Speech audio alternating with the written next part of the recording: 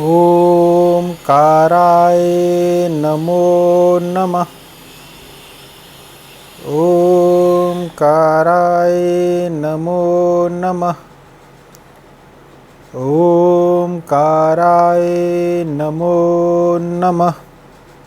नमस्कार। इस वीडियो में हम बात करेंगे विष्णु जी के 5वें अवतार वामन अवतार के बारे में। अब तक हम 4 अवतारों के बारे में बात कर चुके हैं और अगर आपने अब तक वो वीडियोस नहीं देखे हैं तो आप डिस्क्रिप्शन बॉक्स में मैं उनके लिंक्स डाल दूंगा, आप उन्हें देख लीजिएगा। तो वामन अवतार जो कि बृहस्पति ग्रह की एनर्जी के साथ अवतरित हुए। अगर अब तक आपने चैनल को सब्सक्राइब नहीं किया है तो वो भी कर लीजिए और इस प्लेलिस्ट को सेव कर लीजिए ताकि फ्यूचर में आने वाले वीडियोस को आपको नोटिफिकेशंस टाइमली मिलते रहें। तो दिव्य शास्त्र में आपका स्वागत है और इस दिव्य यात्रा में मैं आपका मार्गदर्शक आशीष जैन।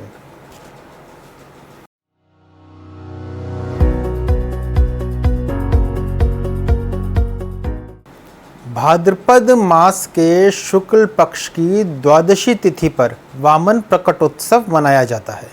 भागवत पुराण के अनुसार विष्णु भगवान ने ऋषि कश्यप एवं उनकी पत्नी अदिति के यहाँ पर जन्म लिया। 12 आदित्यों में वह सबसे छोटे थे और उनके बचपन का नाम उपेंद्र रखा गया। इंद्र की माता भी अदिति ही थी, तो उसके अनुसार वामन अवतार यानी उपेंद्र जो हैं वो इंद्र के छोटे भाई हुए। माता अदिति की प्रार्थना पर ही इंद्र की बलि से रक्षा हेतु विष्णु भगवान ने माता अदिति को वचन दिया था कि वह उनके गर्भ से जन्म लेंगे। बाल्य अवस्था में ही वह सारे वेदों में पारंगत हो गए थे एवं विष्णु ने इंद्र का देवलोक पे अधिकार पुनः स्थापित करने के लिए ही यह अवतार लिया था। स्टोरी शुरू करते हैं। पौराणिक स्टोरी जो इससे रिलेटेड है कि देवताओं के राजा थे बलि, जो विरोचन के पुत्र थे और भक्त प्रहलाद के पौत्र थे। वे एक दयालु असुर राजा थे और अपने गुरु शुक्राचार्य के आदेश अनुसार बलि लगातार यज्ञ कर शक्तियां प्राप्त कर रहे थे एवं तीनों लोकों पर अपना आधिपत्य जमा रहे थे। उनकी निरंतर बढ़ती शक्तियों से स्वर्गलोक पर खतरा मंडराने लगा। शुक्राचार्य जी के कहने पर बलि ने अपना 100वां यज्ञ पूर्ण करने के लिए नर्मदा नदी के तट पर उन्होंने सारा जो है उसका अरेंजमेंट किया। उनकी जो है सारी उनकी जो है उसकी तैयारियां करी, जिससे कि वे असीम शक्तियों का स्वामी बन जाते। यह जानकर जो वामन अवतार लिए विष्णु रूप थे वामन जी, वह उस स्थान पर पहुंच गए। उनका इतना तेज झलक रहा था कि उनके तेज से पूरी यज्ञशाला प्रकाशित हो गई। जब बलि ने इतने तेजस्वी एक ब्राह्मण को देखा तो उसने उन्हें एक आसन पर विराजमान होने के लिए अनुरोध किया एवं भेंट स्वरूप उन्हें धन धान्य जो कुछ भी वे मांगे वह मांगने के लिए कहा। इस पर वामन रूपी विष्णु जी ने कहा कि मुझे धन धान्य या कुछ भी नहीं चाहिए, एक व्यक्ति को अपने जीवन में सिर्फ 3 पग धरती चाहिए होती है, तो वही आप मुझे देने का वचन दे दें।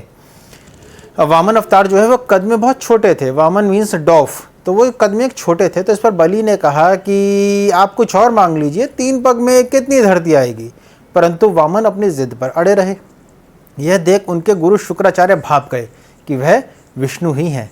तो उन्होंने अपने शिष्य बलि को यह संकल्प लेने के लिए मना करने के लिए बहुत मनाने की कोशिश करी, बहुत प्रयत्न करे कि बलि यह संकल्प ना लें। परंतु तब तक बलि वामन को वचन दे चुके थे और संकल्प लेने के लिए उन्होंने जल का पात्र हाथ में उठा लिया।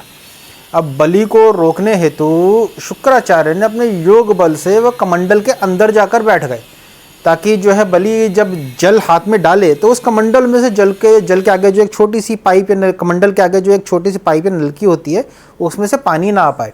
तो वो उस कमंडल के अंदर जाके शुक्राचार्य जी विराजमान हो गए।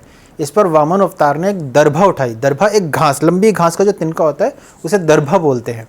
तो उन्होंने वो एक दर्भा उठाई, उस पर एक मंत्र जाप कर कमंडल के उस नलकी में से, उस पाइप में से उसके अंदर डाल के उसे खोलने के लिए जैसे प्रिक करते हैं वैसे किया, जिससे शुक्राचार्य जी की लेफ्ट आंख जो है वो फूट गई और वह वहाँ से चले गए। तो उसके पश्चात बलि ने जल हाथ में लेकर 3 पग धरती देने का वचन वामन अवतार को दे दिया। वचन प्राप्त करते ही वामन जी ने अपना आकार बढ़ाना शुरू कर दिया। एवं कुछ ही क्षण में वह इतने विशाल हो गए कि उन्होंने एक पग से पूरी धरती को नाप दिया और दूसरे पग में उन्होंने तीनों लोगों को ही नाप दिया। उसके बाद उन्होंने बलि से कहा कि तुमने मुझे 3 पग धरती देने का वचन दिया था, परंतु तुम्हारे पास जितनी भी धरती थी तुम्हारे आधिपत्य में, वह सारी मैंने 2 ही पग में नाप दी। अब तीसरा पग मैं कहाँ पर रखूँ जिससे कि तुम्हारा वचन पूर्ण हो सके। तो इस पर राजा बलि ने बड़ी ही विनम्रता पूर्वक वामन के सामने अपना सर झुकाकर कहा कि आप तीसरा पग मेरे मस्तक पर रख दीजिए। बलि की ये वचनबद्धता एवं समर्पण देखकर वामन बहुत प्रसन्न हुए और उन्होंने अपना तीसरा पग बलि के सर पर रखकर उसे मुक्ति प्रदान कर दी एवं उसके बाद उसको पाताल का लोअर वर्ल्ड्स का अधिपति बना दिया। इस प्रकार वामन अवतार की संक्षिप्त स्टोरी यहाँ पर समाप्त होती है। अब देखिए जुपिटर। अब वामन, जिस तरह से हम अपने पिछले वीडियोस में बात करते आ रहे हैं, ग्रहों को हम अवतार के रूप में जानने की कोशिश करते हैं, ग्रहों की एनर्जीज को, तो जुपिटर के बारे में हम इससे क्या पता चलता है। तो देखिए वामन कद एवं आकार में बहुत छोटे थे, परंतु जब उन्होंने एक्सपेंड करना शुरू किया तो उन्होंने ब्रह्मांड तक की विशालता को प्राप्त कर लिया। So Jupiter is the planet of expansion. वह हमेशा विस्तार करना चाहते हैं, एक्सपेंड करना चाहते हैं अपनी ऊर्जा को, चाहे ज्ञान के रूप में हो, आध्यात्म के रूप में हो या किसी और प्रकार से। तो इस प्रकार से बृहस्पति हमारे ज्ञान एवं बुद्धि का विस्तार करते हैं, और अगर वही बृहस्पति नेगेटिव हो जाएं, कुंडली में खराब बैठे हों, एफ्लिक्टेड हों, तो उससे हमारी ईगो को और बीमारियों तक को भी विस्तार कर सकते हैं। तो जब कभी जीवन में ऐसा लगे कि हमारे आगे बढ़ने की जो क्षमता है, जो हमारी ऊर्जा है, जो एनर्जी है ज्ञान को अर्जित करने की, या हमारे अंदर की ऊर्जा कोई कम पड़ रही है, तो वामन अवतार को पुकारने से बृहस्पति जो हैं, जो एफ्लिक्टेड बृहस्पति कुंडली के होते हैं, वह ठीक पथ हो जाते हैं और हमें जीवन में सही पथ की ओर ले जाते हैं। बृहस्पति ज्ञान का कारक है, विवेक का कारक है।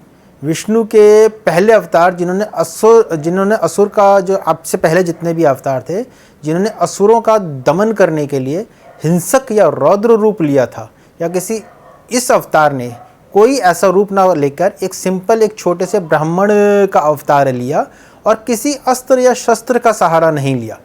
प्रथम अवतार जो हैं वो माता के गर्भ से पैदा नहीं हुए, पहले जो चारों अवतार हैं वे प्रकट हुए। वामन अवतार ऐसे पहले अवतार थे विष्णु के जिन्होंने माता के गर्भ से जन्म लिया। इसके पीछे एक और स्टोरी है कि इसके बाद के जितने भी अवतार विष्णु के हुए, उन सब ने जो है धरती पर प्राकृतिक रूप से माता के गर्भ से ही अवतार लिया है।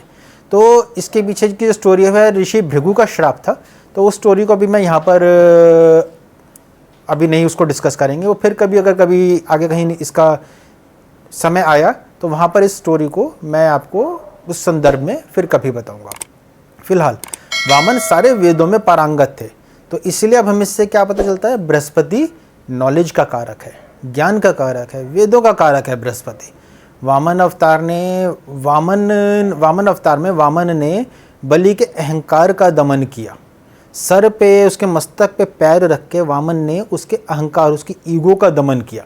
तो विष्णु ने अपने भक्त प्रहलाद को यह वचन दिया था कि वह उनके कुल का संहार नहीं करेंगे, अतः उन्होंने बाली के अभिमान को ही उसका हथियार बनाया कि दान में देना है, 3 धरती दे दी, तो उन्होंने उसके अभिमान को ही उसके खिलाफ उसका हथियार बनाया एवं उससे 3 पग धरती मांगी, जिसे बाली ने सहर्ष स्वीकार कर लिया। तीसरा पग बलि के सर पर रखना उसके अभिमान के चूर्ण होने का, उसके समर्पण का, उसका कारक है, और उसी के समर्पण को देखकर उसको पाताल का राजा बना देना उसकी भक्ति का पुरस्कार है। बृहस्पति सात्विक ग्रह है, इसलिए उन्होंने यह कार्य सात्विक एवं विवेकपूर्ण तरीके से किया। अच्छा बृहस्पति व्यक्ति को ज्ञानी बनाता है, वह विवेकपूर्ण तरीके से जीवन का आचरण करता है। वहीं एक बुरा बृहस्पति कुंडली में व्यक्ति को अभिमानी भी बना देता है और उस व्यक्ति को अपने ही ज्ञान का अभिमान हो जाता है कि मैं सबसे ज्ञानी हूँ, जो मैं बोल रहा हूँ वो परफेक्ट है। ये एक एफ्लिक्टेड बृहस्पति की निशानी है। तो अभिमान को त्याग प्रभु के चरणों में समर्पण करने से उनका आशीर्वाद प्राप्त होता है। बलि को भी अगले मन अवतार जब होगा, अगले मन अवतार में इंद्रपद मिलने का आशीर्वाद विष्णु जी से प्राप्त हुआ और ये आशीर्वाद भी प्राप्त हुआ क्योंकि बलि अपने राज्य को अपने प्रजा को बहुत जो है ख्याल रखते थे, वो एक दयालु राजा थे। तो उन्हें यह आशीर्वाद भी प्राप्त हुआ कि वर्ष में एक बार वह अपनी प्रजा का हित देखने के लिए धरती पर, पाताल से धरती पर आ सकते हैं। और उसी समय को सेलिब्रेट करने के लिए केरला, साउथ इंडिया में स्पेशली केरला में ओनम फेस्टिवल मनाया जाता है। तो बृहस्पति ग्रह की कृपा अपनी कुंडली में प्राप्त करने के लिए हमें ये 3 लेसन सीखने हैं। सबसे पहला, अपनी इंद्रियों पर कंट्रोल रखें एवं जीवन में संतोष करना सीखें। सफलता से पीछे नहीं हटना है। सफलता पाने के लिए हमें अपने कर्म करते रहने हैं, लेकिन इसके लिए धोखा, बेईमानी या कोई गलत कार्य नहीं करना चाहिए। Satisfaction, you should be contented but not satisfied. हम एक्सपेंशन के लिए हम गृहस्थ हैं, हम अपने मेटेरियलिस्टिक लाइफ में हैं। सेटिस्फाइड हो जाएंगे तो हमारी एक्सपेंशंस रुक जाएंगी, बट कंटेनमेंट होना ज़रूरी है लाइफ में। दूसरा, अपने वचन पर कायम रहना सीखें, अपने वर्ड्स पे कायम रहना सीखें। जिस प्रकार बलि ने वचन देने के बाद अपने गुरु शुक्राचार्य के कहने पर भी अपने वचन को नहीं बदला, और इसके बाद जब 3 पग धरती खत्म हो गई, 2 पग में धरती खत्म हो गई, उसका सारा साम्राज्य खत्म हो गया, तो तीसरा पग अपने वचन को पूर्ण करने के लिए उसने अपने मस्तक पर रखने के लिए कह दिया। तो इस प्रकार अपने वचन पर हर प्रकार से टिके रहना चाहिए। इससे आप पर प्रभु कृपा होती है एवं बृहस्पति प्रसन्न रहते हैं। तीसरा, वही जो पहले हमने डिस्कस किया कि प्रभु के प्रति समर्पित रहें, उन्हें सरेंडर करें। ऐसा करने से पैसा, पावर, नॉलेज, जिसका कारक बृहस्पति है, वह हमें सब प्राप्त होता है। कुंडली में खराब बृहस्पति हमें अपने संस्कारों से, धर्म से, अपने विवेक से, ज्ञान से सबसे विमुख कर देता है एवं गलत रास्ता लेने पर मजबूर कर देता है। हमेशा ऐसा ही नहीं है कि बृहस्पति की दशा अच्छी ही होती है। कई एक मिथ है एस्ट्रोलॉजिकल वर्ल्ड में कि हमें बता दिया जाता है कि ये प्लैनेट मेलेफिक हैं, ये प्लैनेट बेनिफिक हैं। मेलेफिक और बेनिफिक के बारे में भी हम डिस्कस करेंगे। There is nothing called malefic and benefic. Every planet can be malefic and any planet can be benefic. तो क्योंकि मैंने अपने लाइफ में ऐसे कई हॉरोस्कोप्स देखे हैं जहाँ बृहस्पति ने करोड़ों के बिजनेस को अपनी दशा अंतरदशा में बिल्कुल ज़ीरो कर दिया, और अपनी ही दशा में एक रंग को राजा भी बना दिया। और इसी प्रकार देखा जाए शनि, राहु, हर ग्रह के साथ ऐसा है जिन्होंने अपनी दशा में कईयों को बहुत सक्सेस दिलाई और कईयों को बिल्कुल फ्लॉप कर दिया। तो नो प्लैनेट इज गुड और bad. Every planet according to the placements in the horoscope and according to our karmas can give good और बैड रिजल्ट्स। तो एफ्लिक्टेड बृहस्पति राहु या उसके साथ, राहु के साथ हो, या 2 या ज़्यादा उससे मैलेफिक प्लैनेट्स या क्रूर ग्रहों के साथ बैठा हो, दृष्टि से, युति से संबंध बनाता हो, तो वह व्यक्ति को नुकसान भी दे सकता है, अभिमानी बना सकता है, उसके व्यापार में, धन में कमी ला सकता है, मति भ्रम कर सकता है, या उसको धर्म से भी विमुख कर सकता है। क्योंकि बृहस्पति धन का भी कारक है। एक्सपेंशन का कारक होने की वजह से वह लीनेज या वंश को भी एक्सपेंड करता है। अब हमारे बच्चे क्या हैं, वो हमारे वंश का एक्सपेंशन ही है। तो इसलिए संतान का कारक भी बृहस्पति है ये। अब जिस प्रकार से बृहस्पति इन सब चीज़ों को एक्सटेंड कर सकता है, धन को और वंश को, उस प्रकार से बृहस्पति, जैसे मैंने पहले समझा रहा था, मुसीबतों को भी एक्सपेंड कर देता है, बीमारियों को भी एक्सपेंड कर देता है। That all depends how the planet is placed in your horoscope and what all are its associations. वो एक डिटेल्ड हॉरोस्कोप के एनालिसिस के साथ ही पता चलती हैं।